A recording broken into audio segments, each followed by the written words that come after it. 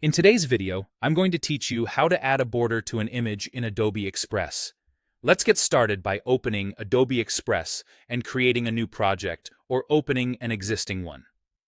Work on any size canvas you like. The border feature works the same across sizes and orientations. Make sure the project you open includes the image you want to work with so you can focus on styling rather than setup. Next, click your image to select it. You'll know it's selected when you see handles or a highlight around the image.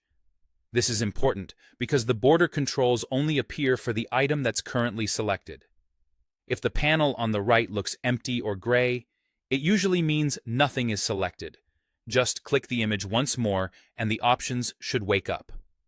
Now, look to the right-hand panel.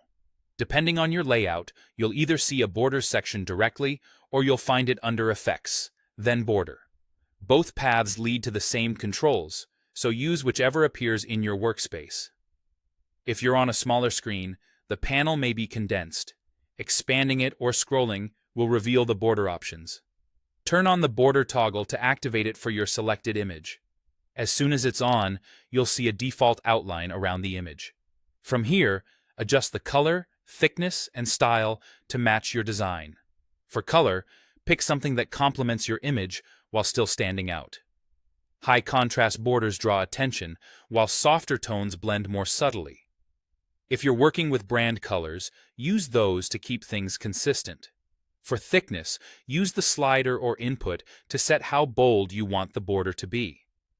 Thicker borders create a strong frame, while thinner borders are more understated. Style options vary by layout, but choose the one that gives you the clean or decorative look you're going for. If you want a softer look, use the corner radius controls to round the edges. Increasing the corner radius gradually curves the corners. A small value keeps things modern and subtle, while a larger value creates a friendly, rounded card look. Setting the radius to 0 returns you to crisp, square corners.